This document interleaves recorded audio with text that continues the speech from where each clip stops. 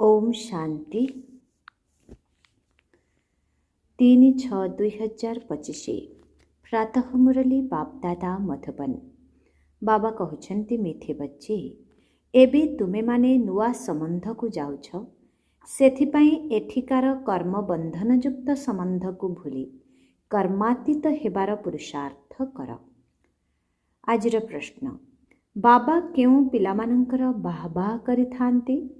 सबुठारु अधिक स्नेह काहाकु देइथांती? उत्तर, बाबा गरीब पिलामानंकर बाहबाह करिथांती।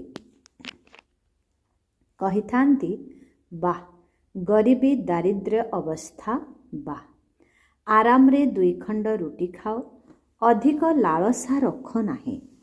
गरीब पिलामाने बाबांकर स्नेहरे गरीब पिलामाने बाबांको स्नेहरे मने पकाई थांती। बाबा अपाठुआ पिलामानंकु देखि खुशी होई थांती, काहेकिना सेमानंकु पूर्वरु पढ़िथिबा ज्ञानकु भूलिबार कष्ट करिबाकु पड़ी न थाए। ओम शांति। एबे बाबांकु पिलामानंकु प्रतिदिन कहिबाकु दरकार पड़ु नाही जे निजकु आत्मा भाव, आत्म अभिमानी हुआ अर्थात देही अभिमानी हुआ। शब्द तो एकाना। बाबा कहउछंती निजकु आत्मा भाव, आत्मारे ही 84 जन्मर पाठ भरी होई रहिछि। गोटिए शरीर ने अभिनय कला, पुणी सेही शरीर विनाश होई जाई थाए, किंतु आत्मा तो अविनाशी अटे। तुम मानंकु एही ज्ञान एबे ही मिलुछि, आउ काहाकु एही कथा जणा नाही। एबे बाबा कहउछंती चेष्टा कर, जेते पारुछ बाबांकु मने पकाओ। कर्म धंदारे लागी गले तो एते मने पकाई पारिबो नाही। तेणु घर गृहस्थरे रही कमल पुष्प समान पवित्र हुओ। पुणी जेते पारुछ मोते मने पकाओ। एपरि नुहे जे आमको निष्ठारे बसिबार अछि। निष्ठा अक्षर मध्य भूल अटे। वास्तवरे जोग ही कहिबा यथार्थ अटे। केउठारे मध्य थाओ बाबांकु मने पकाओ। मायार तोफान तो बहुत आसीबो। काहाकु कौन मने पड़िबो, काहाकु कौन तोफान निश्चित आसीबो। पुणी सेही समयरे ताठारु दूररे रहिबाकु पड़िबो। एठारे बसिथिले मध्य माया बहुत हैरान करिबो। एहा तो युद्ध अटे। जेते हालका हेबो सेते बंधन कम हेबो। प्रथमे तो आत्मा निर्बंधन अटे। जन्म नेला परे माँ बापांको आड़को बुद्धि जाई थाए, पुणी स्त्री को ग्रहण करिथांती। जेउ जिनिस सामनारे देखा जाउ नथिला, ताहा पुणी सामनाकु आसी जाई थाए। पुणी संतान जन्म हेले सेमाने मने पड़िबे। एबे तुम समस्तंकु एहा भूली जिबार अछि। एकमात्र बाबांकु ही मने पकाइबार अछि। एथिपाई ही बाबांकर महिमा रहिछि। तुमर माता पिता आदि सबु किछि सिए ही अटंती। तांकु ही मने पकाओ। से तुमको भविष्यत पाई सबु किछि नुआ देई थांती। नुआ संबंधरे नेई आसी थांती। संबंध तो सेठारे मध्य रहिबो ना। एपरि नुहे जे कौनसी प्रलय होई जिवो। बाबा कहउछंती संबंध तो सेठारे मध्य रहिबो ना। एपरि नुहे जे कौनसी प्रलय होई जिवो। तुमे गोटिए शरीर छाड़ी पुणी आउ गोटिए नेउछ। जेउ माने बहुत भल सेमाने निश्चित उच्च कुलरे जन्म नेबे। तुमे एबे भविष्य 21 जन्म पाई ही पढ़ुछ। पाठपढ़ा समाप्त होला परे प्रारब्ध भोग करिबा आरंभ हेबो। स्कूल रे पाठ ट्रांसफर होई थांती ना। तुमे माने मध्य शांति धामरु सुख धाम को ट्रांसफर हेबो। एही छी छी दुनियारू मुक्त होई जाउछ। एहार नाम ही हेउछि नरक। सत्य जुग को कुहा जाए स्वर्ग। एठारे मनुष्य केते घोर अंधकार रे अछंती। जेउ माने धनवान अटंती सेमाने भावंती आम पाई एहिठारे ही स्वर्ग। କିନ୍ତୁ ସ୍ୱର୍ଗ ନୂଆ ଦୁନିଆରେ ହୋଇଥାଏ। ଏହି ପୁରୁଣା ଦୁନିଆ ତ ବିନାଶ ହୋଇଯିବ। ଯିଏ କର୍ମାତୀତ ଅବସ୍ଥାକୁ ପ୍ରାପ୍ତ କରିଥିବେ ସେମାନେ ଧର୍ମରାଜପୁରୀରେ ଦଣ୍ଡ ଭୋଗିବେ ନାହିଁ। ସ୍ୱର୍ଗରେ ତ ଦଣ୍ଡ ନଥାଏ। ସେଠାରେ ଗର୍ଭ ମଧ୍ୟ ମହଲ ପରି ସୁଖଦାୟୀ ଅଟେ। କୌଣସି ଦୁଃଖର କଥା ନାହିଁ। ଏଠାରେ ତ ଗର୍ଭ ଜେଲ୍ ଅଟେ, ଯେଉଁଠାରେ ଦଣ୍ଡ ଭୋଗ କରିଥାନ୍ତି। ତୁମେ କେତେଥର ସ୍ୱର୍ଗବାସୀ ହୋଇଛ, ଏହାକୁ ସ୍ମରଣ କଲେ ମଧ୍ୟ ସାରା ଚକ୍ର ସ୍ମୃତିରେ ଆସିଯିବ। ଏହି ଗୋଟିଏ ଗୋଟିଏ କଥା ଲକ୍ଷ ଲକ୍ଷ ଟଙ୍କାର ଅଟେ। ଏହା ଭୁଲିଯିବା ଦ୍ୱାରା, ଦେହ ଅଭିମାନରେ ଆସିବା ଦ୍ୱାରା ମାୟା କ୍ଷତି କରିଦେଇଥାଏ। ଏହା ହିଁ ହେଉଛି ମେହନତ। ବିନା ମେହନତରେ ଉଚ୍ଚ ପଦ ପାଇପାରିବ ନାହିଁ। ବାବାଙ୍କୁ କହିଥାନ୍ତି, ବାବା ମୁଁ ଅପାଠୁଆ, କିଛି ଜାଣେ ନାହିଁ। ବାବା ତ ଖୁସି ହୋଇଥାନ୍ତି, କାହିଁକି ନା ଏଠାରେ ତ ପୂର୍ବରୁ ପଢ଼ିଥିବା ସବୁ ଜ୍ଞାନକୁ ଭୁଲିବାକୁ ହେବ। ଏଠାରେ ତ ଅଳ୍ପ ସମୟ ପାଇଁ ଶରୀର ନିର୍ବାହ ଅର୍ଥେ ପଢ଼ିବାକୁ ହେବ। ଜାଣିଛ ନା, ଏହା ସବୁ ସମାପ୍ତ ହେବାର ଅଛି। ଯେତେ ପାରୁଛ ବାବାଙ୍କୁ ମନେ ପକାଅ ଏବଂ 2 ଖଣ୍ଡ ରୁଟି ଖୁସିରେ ଖାଅ। ବାଃ, ଏହି ସମୟର ଦାରିଦ୍ର୍ୟ ଅବସ୍ଥା। ବାଃ, ଆରାମରେ 2 ଖଣ୍ଡ ରୁଟି ଖାଇବାର ଅଛି। ଅଧିକ ଲାଳସା ନାହିଁ। ଆଜିକାଲି ଖାଦ୍ୟଶସ୍ୟ ମିଳୁଛି କେଉଁଠୁ? ଚିନି ଇତ୍ୟାଦି ମଧ୍ୟ ଧୀରେ ଧୀରେ ମିଳିବ ହିଁ ନାହିଁ। ଏପରି ନୁହେଁ ଯେ ତୁମେ ଈଶ୍ୱରୀୟ ସେବା କରୁଛ, ତେଣୁ ତୁମକୁ ସରକାର ଦେଇଦେବେ। ସେମାନେ ତ କିଛି ବି ଜାଣନ୍ତି ନାହିଁ। ହଁ, ପିଲାମାନଙ୍କୁ କୁହାଯାଇଛି ଯେ ସରକାରଙ୍କୁ ବୁଝାଅ କି ଆମେ ସମସ୍ତେ ମିଶି ମାତା ପିତାଙ୍କ ନିକଟକୁ ଯାଉଛୁ। ତାଙ୍କୁ ପିଲାମାନଙ୍କ ପାଇଁ ପ୍ରସାଦ ପଠାଇବାକୁ ହେବ। ଏଠାରେ ତ ସ୍ପଷ୍ଟ ଭାବେ କହିଦେଉଛନ୍ତି କି ପାଖରେ କିଛି ହିଁ ନାହିଁ। ବାଧ୍ୟବାଧକତାରେ ଅଳ୍ପ କିଛି ଦେଇଥାନ୍ତି, ଯେପରି ସାହୁକାର ଭିକାରୀକୁ ମୁଠାଏ ଦେଇଥାଏ। ଯଦି ଗରିବ ହୋଇଥିବେ ତେବେ ଅଳ୍ପ କିଛି ଦେଇଦେବ। ଚିନି ଆଦି ଆସିପାରିବ, କିନ୍ତୁ ସେଥିପାଇଁ ପିଲାମାନଙ୍କର ଯୋଗ କମ୍ ହୋଇଯାଉଛି। ବାବାଙ୍କର ସ୍ମୃତି ନ ରହିବା କାରଣରୁ, ଦେହ ଅଭିମାନରେ ଆସୁଥିବା କାରଣରୁ କୌଣସି କାମ ହୋଇପାରୁନାହିଁ। ଏହି କାମ ପାଠପଢ଼ା ଦ୍ୱାରା ଏତେ ହେବ ନାହିଁ ଯେତେ ଯୋଗବଳ ଦ୍ୱାରା ହୋଇପାରିବ। ଯୋଗବଳ ବହୁତ କମ୍ ଅଛି। ମାୟା ବାବାଙ୍କ ସ୍ମୃତିକୁ ଏକଦମ ଉଡ଼ାଇ ଦେଇଥାଏ। ପହିଲମାନଙ୍କୁ ଆହୁରି ଭଲ ଭାବରେ ଧରିଥାଏ। ଭଲ ଭଲ ଫାଷ୍ଟ କ୍ଲାସ୍ ପିଲାମାନଙ୍କ ଉପରେ ମଧ୍ୟ ଗ୍ରହଚାରୀ ବସିଥାଏ। ଗ୍ରହଚାରୀ ବସିବାର ମୁଖ୍ୟ କାରଣ ହେଲା ଯୋଗର ଅଭାବ। ଗ୍ରହଚାରୀ କାରଣରୁ ହିଁ ନାମ ରୂପରେ ବାନ୍ଧି ହୋଇ ସତ୍ୟାନାଶ କରିଥାନ୍ତି। ଏହା ଉଚ୍ଚ ଲକ୍ଷ୍ୟ ଅଟେ। ଯଦି ପ୍ରକୃତ ଲକ୍ଷ୍ୟ ସ୍ଥଳରେ ପହଞ୍ଚିବାର ଅଛି, ତେବେ ବାବାଙ୍କ ସ୍ମୃତିରେ ରହିବାକୁ ପଡ଼ିବ। ବାବା କହୁଛନ୍ତି, ଧ୍ୟାନଠାରୁ ଜ୍ଞାନ ଶ୍ରେଷ୍ଠ ଅଟେ, ଆଉ ଜ୍ଞାନଠାରୁ ଯୋଗ ଶ୍ରେଷ୍ଠ ଅଟେ। ଅଧିକ ଧ୍ୟାନରେ ରହିବା ଦ୍ୱାରା ମାୟାର ଭୂତମାନଙ୍କର ପ୍ରବେଶତା ହୋଇଯାଇଥାଏ। ଏପରି ବହୁତ ଅଛନ୍ତି ଯେଉଁମାନେ ଫାଲତୁ ଧ୍ୟାନରେ ଯାଇଥାନ୍ତି। କ'ଣ କ'ଣ କହିଥାନ୍ତି, ସେମାନଙ୍କ ଉପରେ ବିଶ୍ୱାସ କରିବାର ନାହିଁ। ଜ୍ଞାନ ତ ବାବାଙ୍କର ମୁରଲୀରୁ ମିଳୁଛି। ବାବା ସର୍ବଦା ସାବଧାନ କରୁଛନ୍ତି, ଧ୍ୟାନ କୌଣସି କାମର ନୁହେଁ। ମାୟାର ବହୁତ ପ୍ରବେଶତା ହୋଇଯାଇଥାଏ, ଅହଙ୍କାର ଆସିଯାଇଥାଏ। ଜ୍ଞାନ ତ ସମସ୍ତଙ୍କୁ ମିଳି ଚାଲିଛି। ଜ୍ଞାନଦାତା ଶିବ ବାବା ଅଟନ୍ତି। ମମ୍ମାଙ୍କୁ ମଧ୍ୟ ଜ୍ଞାନ ଏହିଠାରୁ ମିଳୁଥିଲା ନା। ସିଏ ମଧ୍ୟ କହୁଥିଲେ, ମନ୍ମନା ଭବ, ବାବାଙ୍କୁ ମନେ ପକାଅ, ଦୈବୀ ଗୁଣ ଧାରଣ କର। ତେଣୁ ନିଜକୁ ଦେଖିବାକୁ ହେବ ଯେ ମୁଁ ଦୈବୀ ଗୁଣ ଧାରଣ କରୁଛି ତ। ଏହିଠାରେ ହିଁ ଦୈବୀ ଗୁଣ ଧାରଣ କରିବାର ଅଛି। କାହାକୁ କାହାକୁ ଦେଖ, ତାଙ୍କର ଏବେ ଫାଷ୍ଟ କ୍ଲାସ୍ ଅବସ୍ଥା ଅଛି। ଖୁସିରେ କାମ କରୁଛନ୍ତି। ଘଣ୍ଟାଏ ପରେ କ୍ରୋଧର ଭୂତ ଆସିଗଲା, ପୁଣି ସବୁ ଶେଷ। ପୁଣି ସ୍ମୃତି ଆସିଥାଏ ଯେ ଏହା ତ ମୁଁ ଭୁଲ କରିଦେଲି। ପୁଣି ସୁଧୁରି ଯାଇଥାନ୍ତି। ଘଡ଼ି ଘଡ଼ିର ଘଡ଼ିଆଳ ଅର୍ଥାତ୍ କୁମ୍ଭୀର।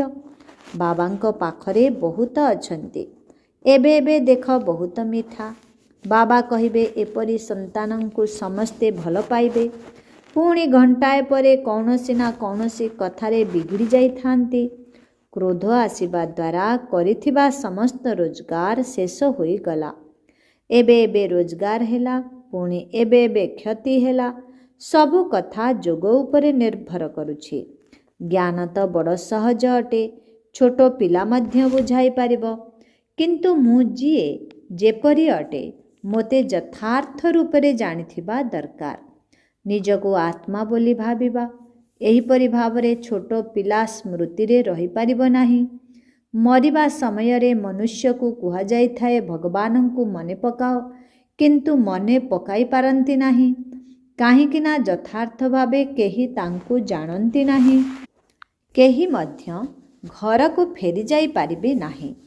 ନା ବିକର୍ମ ବିନାଶ ହେଉଛି। ପରମ୍ପରାରୁ ଋଷି ମୁନି ଆଦି ସବୁ କହି ଆସିଛନ୍ତି ଯେ ରଚୟିତା ଏବଂ ରଚନାକୁ ଆମେ ଜାଣିନାହୁଁ। ସେମାନେ ତ ତଥାପି ସତଗୁଣୀ ଥିଲେ। ଆଜିର ତମୋପ୍ରଧାନ ବୁଦ୍ଧି ତାଙ୍କୁ କିପରି ଜାଣିପାରିବ? ବାବା କହୁଛନ୍ତି ଏହି ଲକ୍ଷ୍ମୀ ନାରାୟଣ ମଧ୍ୟ ଜାଣନ୍ତି ନାହିଁ। ରାଜା ରାଣୀ ହିଁ ଜାଣିନାହାନ୍ତି।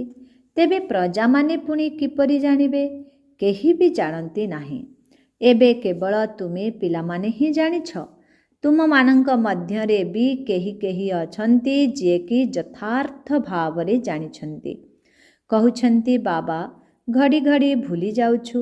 ବାବା କହୁଛନ୍ତି କେଉଁଆଡ଼େ ବି ଯାଅ, କେବଳ ବାବାଙ୍କୁ ମନେ ପକାଅ। ଏହାଦ୍ୱାରା ବହୁତ ଉଚ୍ଚ ରୋଜଗାର ହୋଇପାରିବ। ତୁମେ 21 ଜନ୍ମ ପାଇଁ ନିରୋଗୀ ହେଉଛ। ଏପରି ବାବାଙ୍କୁ ଅନ୍ତର୍ମୁଖୀ ହୋଇ ମନେ ପକାଇବା ଦରକାର। କିନ୍ତୁ ମାୟା ଭୁଲାଇ ତୋଫାନ ମଧ୍ୟକୁ ନେଇ ଆସିଥାଏ।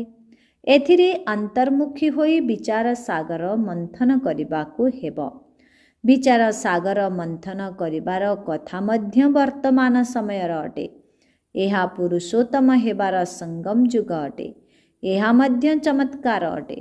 ତୁମେ ପିଲାମାନେ ଦେଖିଛ, ଗୋଟିଏ ଘରେ ତୁମେ କହୁଛ ମୁଁ ସଙ୍ଗମ ଯୁଗୀ ଅଟେ ଏବଂ ଅର୍ଦ୍ଧାଙ୍ଗିନୀ କିମ୍ବା ପିଲାମାନେ କଳିଯୁଗୀ ଅଟନ୍ତି। କେତେ ଫରକ ହୋଇଯାଉଛି। ବହୁତ ସୂକ୍ଷ୍ମ କଥା ବାବା ବୁଝାଉଛନ୍ତି। ଘରେ ରହି ମଧ୍ୟ ବୁଦ୍ଧିରେ ଅଛି ଯେ ଆମେ ଫୁଲ ହେବା ପାଇଁ ପୁରୁଷାର୍ଥ କରୁଛୁ। ଏହା ହେଉଛି ଅନୁଭବର କଥା। ବାସ୍ତବରେ ମେହନତ କରିବାକୁ ହେବ। ବାବାଙ୍କ ସ୍ମୃତିରେ ରହିବା ହିଁ ମେହନତ ଅଟେ। ଗୋଟିଏ ଘରେ ଜଣେ ହଂସ ତ ଅନ୍ୟ ଜଣେ ବଗ। ପୁଣି କେହି ତ ବହୁତ ଫାଷ୍ଟ କ୍ଲାସ୍ ହୋଇଥାନ୍ତି। କେବେ ହେଲେ ବିକାରୀ ସଂକଳ୍ପ ମଧ୍ୟ ଆସିନଥାଏ। ସାଥିରେ ରହୁଥିଲେ ମଧ୍ୟ ପବିତ୍ର ରହିଥାନ୍ତି, ସାହସ ଦେଖାଇଥାନ୍ତି। ତେବେ ତାଙ୍କୁ କେତେ ଉଚ୍ଚ ପଦ ମିଳିବ। ଏହିଭଳି ମଧ୍ୟ ସନ୍ତାନ ଅଛନ୍ତି ନା। କେହି କେହି ତ ଦେଖ ବିକାର ପାଇଁ କେତେ ମାରିଥାନ୍ତି, ଝଗଡ଼ା କରିଥାନ୍ତି। ଅବସ୍ଥା ସେହିପରି ହେବା ଦରକାର ଯାହାକି ସଂକଳ୍ପରେ ମଧ୍ୟ କେବେ ଅପବିତ୍ରତା ହେବାର ବିଚାର ନ ଆସୁ। ବାବା ବିଭିନ୍ନ ପ୍ରକାରର ପରାମର୍ଶ ଦେଉଛନ୍ତି। ତୁମେ ଜାଣୁଛ ଯେ ଶ୍ରୀ ଶ୍ରୀଙ୍କ ମତ ଅନୁସାରେ ଆମେ ଶ୍ରୀ ଲକ୍ଷ୍ମୀ ଶ୍ରୀ ନାରାୟଣ ହେଉଛୁ। ଶ୍ରୀ ଅର୍ଥ ହିଁ ଶ୍ରେଷ୍ଠ। ସତ୍ୟ ଯୁଗରେ ଥାନ୍ତି ନମ୍ବର 1 ଶ୍ରେଷ୍ଠ। ତ୍ରେତା ଯୁଗରେ 2 ଡିଗ୍ରୀ କମ୍ ହୋଇଯାଏ। ଏହି ଜ୍ଞାନ ତୁମ ପିଲାମାନଙ୍କୁ ଏବେ ମିଳୁଛି। ଏହି ଈଶ୍ୱରୀୟ ସଭାର କାଇଦା ହେଉଛି ଯେଉଁମାନଙ୍କର ଜ୍ଞାନରତ୍ନ ପ୍ରତି ସମ୍ମାନ ରହିଛି, କେବେ ହାଇ ମାରି ନଥାନ୍ତି, ସେମାନେ ଆଗରେ ବସିବା ଦରକାର। କେହି କେହି ସନ୍ତାନ ବାବାଙ୍କ ସାମ୍ନାରେ ବସି ମଧ୍ୟ ଢୁଳାଇଥାନ୍ତି, ହାଇ ମାରିଥାନ୍ତି। ସେମାନଙ୍କୁ ପଛରେ ଯାଇ ବସିବା ଦରକାର।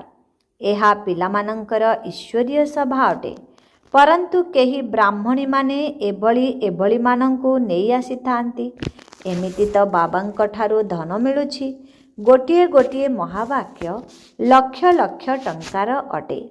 ତୁମେ ଜାଣିଛ ଏହି ସଙ୍ଗମ ଯୁଗରେ ହିଁ ଜ୍ଞାନ ମିଳୁଛି। ତୁମେ କହୁଛ ବାବା ଆମେ ବେହଦର ସମ୍ପତ୍ତି ନେବା ପାଇଁ ଆପଣଙ୍କ ପାଖକୁ ପୁଣି ଥରେ ଆସିଛୁ। ମିଠା ମିଠା ପିଲାମାନଙ୍କୁ ବାବା ବାରମ୍ବାର ବୁଝାଉଛନ୍ତି। ଏହି ଛି ଛି ଦୁନିଆ ଅଟେ, ଏହା ଛି ଛି ଦୁନିଆ ଅଟେ। ତୁମର ହେଉଛି ବେହଦର ବୈରାଗ୍ୟ।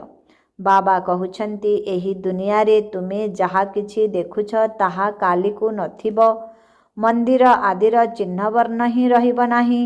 ସେଠାରେ ସ୍ୱର୍ଗରେ ସେମାନଙ୍କୁ ପୁରୁଣା ବସ୍ତ୍ରଗୁଡ଼ିକୁ ଦେଖିବାର ଆବଶ୍ୟକତା ନାହିଁ। ଏଠାରେ ତ ପୁରୁଣା ବସ୍ତୁର କେତେ ମୂଲ୍ୟ ରହିଛି। ବାସ୍ତବରେ ବାବାଙ୍କ ବ୍ୟତୀତ କୌଣସି ବସ୍ତୁର ମୂଲ୍ୟ ନାହିଁ। ବାବା କହୁଛନ୍ତି, ମୁଁ ଯଦି ଆସିବି ନାହିଁ ତେବେ ତୁମେ ରାଜପଦ କିପରି ନେବ? ଯାହାଙ୍କୁ ଜଣାଅଛି ସେମାନେ ଆସି ବାବାଙ୍କ ଠାରୁ ସମ୍ପତ୍ତି ନେଉଛନ୍ତି। ସେଥିପାଇଁ କୋଟିକରେ ଗୋଟିଏ କୁହାଯାଇଛି। ତେଣୁ କୌଣସି କଥାରେ ସନ୍ଦେହ ଆସିବା ଉଚିତ ନୁହେଁ। ଭୋଗ ଲଗାଇବାର ମଧ୍ୟ ପରମ୍ପରା ରହିଛି। ଏହା ସହିତ ଜ୍ଞାନ ଓ ଯୋଗର କୌଣସି ସମ୍ପର୍କ ନାହିଁ। ଆଉ କୌଣସି କଥାରେ ତୁମର ସମ୍ବନ୍ଧ ନାହିଁ। କେବଳ ଦୁଇଟି କଥା, ଅଲଫ ଅର୍ଥାତ୍ ବାବା ଏବଂ ବେ ଅର୍ଥାତ୍ ବାଦଶାହୀ। ଅଲଫ ଭଗବାନଙ୍କୁ କୁହାଯାଉଛି। ଅଙ୍ଗୁଳିରେ ମଧ୍ୟ ଏହିପରି ଉପରକୁ ଇସାରା କରିଥାନ୍ତି ନା? ଆତ୍ମା ଇସାରା କରିଥାଏ। ବାବା କହୁଛନ୍ତି, ଭକ୍ତି ମାର୍ଗରେ ତୁମେ ମୋତେ ମନେ ପକାଉଛ। ତୁମେ ସବୁ ମୋର ପ୍ରେମିକା ଅଟ। ଏହା ମଧ୍ୟ ଜାଣୁଛ ବାବା କଳ୍ପ କଳ୍ପ ଆସି ସବୁ ମନୁଷ୍ୟମାନଙ୍କୁ ଦୁଃଖରୁ ମୁକ୍ତ କରି ଶାନ୍ତି ଏବଂ ସୁଖ ଦେଇଥାନ୍ତି। ତେଣୁ ବାବା କହିଥିଲେ, କେବଳ ଏହା ବୋର୍ଡରେ ଲେଖିଦିଅ ଯେ ବିଶ୍ୱରେ ଶାନ୍ତି ବେହଦର ବାବା କିପରି ସ୍ଥାପନ କରୁଛନ୍ତି ତାହା ଆସି ବୁଝ। ଗୋଟିଏ ସେକେଣ୍ଡରେ 21 ଜନ୍ମ ପାଇଁ ବିଶ୍ୱର ମାଲିକ ହେବାର ଅଛି। ବିଶ୍ୱର ବାବା କହୁଛନ୍ତି, ଗୋଟିଏ ସେକେଣ୍ଡରେ 21 ଜନ୍ମ ପାଇଁ ବିଶ୍ୱର ମାଲିକ ହେବାର ଅଛି ତ ଆସି ବୁଝ। ଘରେ ବୋର୍ଡ ଲଗାଇ ଦିଅ। 3 ପାଦ ପୃଥିବୀ ଉପରେ ତୁମେ ବହୁତ ବଡ଼ ଡାକ୍ତରଖାନା, ବିଶ୍ୱବିଦ୍ୟାଳୟ ଖୋଲିପାରିବ। ବାବାଙ୍କ ସ୍ମୃତି ଦ୍ୱାରା 21 ଜନ୍ମ ପାଇଁ ନିରୋଗୀ ହେବ ଏବଂ ପାଠପଢ଼ା ଦ୍ୱାରା ସ୍ୱର୍ଗର ରାଜତ୍ୱ ମିଳିବ। ପ୍ରଜା ମଧ୍ୟ କହିବ ଯେ ମୁଁ ସ୍ୱର୍ଗର ମାଲିକ ଅଟେ। ଆଜିକାଲି ମନୁଷ୍ୟମାନଙ୍କୁ ଲଜ୍ଜା ଆସୁଛି, କାହିଁକିନା ନର୍କବାସୀ ଅଟନ୍ତି। ନିଜେ କହିଥାନ୍ତି ଯେ ଆମର ପିତା ସ୍ୱର୍ଗବାସୀ ହେଲେ, ତେବେ ତୁମେ ନର୍କବାସୀ ଅଟ ନା? ଯେତେ ମରିବ ତେବେ ସ୍ୱର୍ଗକୁ ଯିବ। କେତେ ସହଜ କଥା ଅଟେ। ଯିଏ ଭଲ କାମ କରିଥାନ୍ତି ବିଶେଷ କରି ତାଙ୍କ ପାଇଁ କହିଥାନ୍ତି, ଇଏ ବହୁତ ବଡ଼ ମହାଦାନୀ ଥିଲେ। ଇଏ ସ୍ୱର୍ଗକୁ ଗଲେ, କିନ୍ତୁ କେହି ବି ଯାଆନ୍ତି ନାହିଁ। ଯେତେବେଳେ ନାଟକ ଶେଷ ହୁଏ ସେତେବେଳେ ସମସ୍ତେ ଷ୍ଟେଜ ଉପରେ ଆସି ଛିଡ଼ା ହୋଇଥାନ୍ତି। ଏହି ଲଢ଼େଇ ମଧ୍ୟ ସେତେବେଳେ ଲାଗିବ ଯେତେବେଳେ ସମସ୍ତ କଳାକାର ଏଠାକୁ ଆସିଯିବେ, ପୁଣି ଘରକୁ ଫେରିବେ। ଶିବଙ୍କର ବରଯାତ୍ରୀ କହିଥାନ୍ତି ନା, ଶିବ ବାବାଙ୍କ ସାଥିରେ ସବୁ ଆତ୍ମା ଯିବେ। ମୂଳ କଥା ହେଲା, ଏବେ 84 ଜନ୍ମ ପୂର୍ଣ୍ଣ ହୋଇଛି। ଏବେ ଏହି ଶରୀର ରୂପୀ ଜୋତାକୁ ତ୍ୟାଗ କରିବାକୁ ହେବ। ଯେପରି ସର୍ପ ପୁରୁଣା କାତି ଛାଡ଼ି ନୂଆ ନେଇଥାଏ, ସେହିଭଳି ତୁମେ ନୂଆ ଶରୀର ସତ୍ୟଯୁଗରେ ନେବ। ଶ୍ରୀକୃଷ୍ଣ କେତେ ସୁନ୍ଦର ଅଟନ୍ତି, ତାଙ୍କ ଭିତରେ କେତେ ଆକର୍ଷଣ ରହିଛି। ଫାଷ୍ଟ କ୍ଲାସ ଶରୀର ଅଟେ। ଆନନ୍ଦ ଏହିପରି ଫାଷ୍ଟ କ୍ଲାସ ଶରୀର ନେବା। ବାବା କହୁଛନ୍ତି, ଆମେ ଏହିପରି ଫାଷ୍ଟ କ୍ଲାସ ଶରୀର ନେବା। କହିଥାନ୍ତି ନା, ମୁଁ ତ ନାରାୟଣ ହେବି। ଏବେ ତ ସଢ଼ିଯାଇଥିବା ଛି ଛି, ଏହା ତ ସରିଯାଇଥିବା ଛି ଛି ଶରୀର ଅଟେ। ଏହାକୁ ଆମେ ଛାଡ଼ି ନୂଆ ଦୁନିଆକୁ ଯିବା। ଯଦିଓ କହୁଛ ଯେ ଆମେ ନରରୁ ନାରାୟଣ ହେଉଛୁ, ତେବେ ଏହାକୁ ମନେ ପକାଇ ଖୁସି କାହିଁକି ମିଳୁନାହିଁ? ଏହି ସତ୍ୟନାରାୟଣ କଥାକୁ ଭଲ ଭାବରେ ବୁଝ। ଯାହା କହୁଛ ତାହା ବାସ୍ତବରେ କରି ଦେଖାଅ। କହିବା କରିବା ସମାନ ହେବା ଦରକାର। କର୍ମଧନ୍ଦା ଆଦି ମଧ୍ୟ କର। ବାବା କହୁଛନ୍ତି, ହାତରେ କାମ କର, ହୃଦୟ ବାବାଙ୍କ ସ୍ମୃତିରେ ରହୁ। ଯେତେ ଯେତେ ଧାରଣା କରିବ, ସେତେ ତୁମ ପାଖରେ ଜ୍ଞାନର ମୂଲ୍ୟ ବଢ଼ି ଚାଲିବ। ଜ୍ଞାନର ଧାରଣା ଆଧାରରେ ତୁମେ କେତେ ଧନବାନ ହେଉଛ। ଏହା ହେଉଛି ରୁହାନୀ ଜ୍ଞାନ। ତୁମେ ଆତ୍ମା ଅଟ। ଆତ୍ମା ହିଁ ଶରୀର ମାଧ୍ୟମରେ କଥା କହିଥାଏ। ଆତ୍ମା ହିଁ ଜ୍ଞାନ ଦେଇଥାଏ। ଆତ୍ମା ହିଁ ଧାରଣ କରିଥାଏ। ଆଚ୍ଛା, ମିଠେ ମିଠେ ଶିଖିଲଧି ସନ୍ତାନମାନଙ୍କ ପ୍ରତି ମାତା ପିତା ବାପଦାଦାଙ୍କର ମଧୁର ସ୍ନେହ ସମ୍ପନ୍ନ ଶୁଭେଚ୍ଛା ଏବଂ ସୁପ୍ରଭାତ। ଆତ୍ମିକ ପିତାଙ୍କର ଆତ୍ମିକ ସନ୍ତାନମାନଙ୍କୁ ନମସ୍ତେ। ଆତ୍ମିକ ସନ୍ତାନମାନଙ୍କର ଆତ୍ମିକ ପିତାଙ୍କୁ ଓମ୍ ଶାନ୍ତି। Good morning. ନମସ୍ତେ ନମସ୍ତେ ନମସ୍ତେ ନମସ୍ତେ ନମସ୍ତେ। ଶୁକ୍ରିୟା ବାବା, ଶୁକ୍ରିୟା। ଓମ୍ ଶାନ୍ତି। ଧାରଣା ପାଇଁ ମୁଖ୍ୟ ସାର 1 ନମ୍ବର। ଏହି ପୁରୁଣା ଦୁନିଆର ପୁରୁଣା ବସ୍ତୁଗୁଡ଼ିକୁ ଦେଖୁଥିଲେ ମଧ୍ୟ ନ ଦେଖିଲା ପରି ରହିବାକୁ ହେବ। ନରରୁ ନାରାୟଣ ପାଇଁ କହିବା ଏବଂ କରିବାକୁ ଏକ ସମାନ କରିବାକୁ ପଡ଼ିବ। 2 ନମ୍ବର। ଅବିନାଶୀ ଜ୍ଞାନରତ୍ନର ସମ୍ମାନ ରଖିବାକୁ ହେବ। ଏହା ବହୁତ ଉଚ୍ଚ ରୋଜଗାର। ଏଥିରେ ହାଇ ମାରିବା କିମ୍ବା ଢୁଳାଇବା ଉଚିତ ନୁହେଁ। ନାମ ରୂପର ଆକର୍ଷଣରୁ ମୁକ୍ତ ରହିବା ପାଇଁ ଯୋଗଯୁକ୍ତ ସ୍ଥିତିରେ ରହିବାର ପୁରୁଷାର୍ଥ କରିବାକୁ ହେବ। ଆଜିର ବରଦାନ। ବାବାଙ୍କର ଛତ୍ରଛାୟା ତଳେ ରହି ବିଷମ ପରିସ୍ଥିତିରେ ମଧ୍ୟ କମଳ ପୁଷ୍ପ ଭଳି ନିଆରା ଏବଂ ପ୍ରିୟ ହୁଅ। ସଙ୍ଗମ ଯୁଗରେ ଯେତେବେଳେ ସ୍ୱୟଂ ପରମାତ୍ମା ପିତା ସେବାଧାରୀ ହୋଇ ଆସିଥାନ୍ତି, ସେତେବେଳେ ଛତ୍ରଛାୟା ରୂପରେ ସର୍ବଦା ପିଲାମାନଙ୍କର ସେବା କରିଥାନ୍ତି। ମନେ ପକାଇବା ମାତ୍ରକେ ଗୋଟିଏ ସେକେଣ୍ଡ ଭିତରେ ସଙ୍ଗର ଅନୁଭବ ହୋଇଥାଏ। ଏହିଭଳି ସ୍ମୃତି ରୂପକ ଛତ୍ରଛାୟା କିପରି ବି ବିଷମ ପରିସ୍ଥିତିରେ ମଧ୍ୟ କମଳ ପୁଷ୍ପ ଭଳି ସମସ୍ତଙ୍କ ଠାରୁ ନିଆରା ଏବଂ ସମସ୍ତଙ୍କର ପ୍ରିୟ କରିଦେଇଥାଏ। ଏଥିପାଇଁ କୌଣସି ମେହନତ ଲାଗିନଥାଏ। ବାବାଙ୍କୁ ସମ୍ମୁଖରେ ରଖିବା ଦ୍ୱାରା, ସ୍ୱସ୍ଥିତିରେ ସ୍ଥିତ ହେବା ଦ୍ୱାରା ପରିସ୍ଥିତି ଯେପରି ବି ହୋଇଥିଲେ ମଧ୍ୟ ପରିବର୍ତ୍ତନ ହୋଇଯାଇଥାଏ। ଆଜିର ସ୍ଲୋଗାନ, ଯଦି କୌଣସି ପରଦା ମଝିକୁ ଆସିବାକୁ ଦେବ ନାହିଁ, ତେବେ ବାବାଙ୍କର ସଙ୍ଗର ଅନୁଭବ ହୋଇଚାଲିବ। ଅବ୍ୟକ୍ତ ଇଶାରା। ଆତ୍ମିକ ସ୍ଥିତିରେ ରହିବାର ଅଭ୍ୟାସ କର ଏବଂ ଅନ୍ତର୍ମୁଖୀ ହୁଅ। ଯେକୌଣସି ପ୍ରକାରର ବିଘ୍ନଠାରୁ ମୁକ୍ତ ହେବାର ଉପାୟ ହେଲା ଗୋଟିଏ ସେକେଣ୍ଡରେ ନିଜର ସ୍ୱରୂପ ଅର୍ଥାତ୍ ଆତ୍ମିକ ଜ୍ୟୋତି ସ୍ୱରୂପ ସ୍ମୃତିକୁ ଆସିଯାଉ ଏବଂ କର୍ମ କରିବା ସମୟରେ ନିମିତ୍ତ ଭାବର ସ୍ୱରୂପ ସ୍ମୃତିକୁ ଆସିଯାଉ। ଯଦି ଏହିଭଳି ଡବଲ ଲାଇଟ୍ ସ୍ୱରୂପରେ ସ୍ଥିତ ହୋଇଯିବ, ତେବେ ଗୋଟିଏ ସେକେଣ୍ଡରେ ହାଇଜମ୍ପ ଦେଇପାରିବ। କୌଣସି ବି ବିଘ୍ନ ଆଗକୁ ବଢ଼ିବାରେ ବାଧା ସୃଷ୍ଟି କରିପାରିବ ନାହିଁ। ଓମ୍ ଶାନ୍ତି।